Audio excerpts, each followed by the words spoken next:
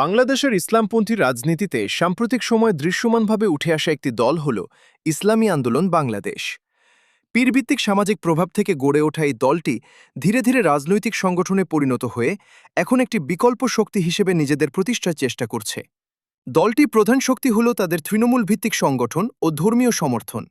গ্রামীণ ও ধর্মীয় ভোট ব্যাংকে তাদের গ্রহণযোগ্যতা বাড়ছে, যা নির্বাচনে ধীরে ধীরে প্রতিফলিত হচ্ছে।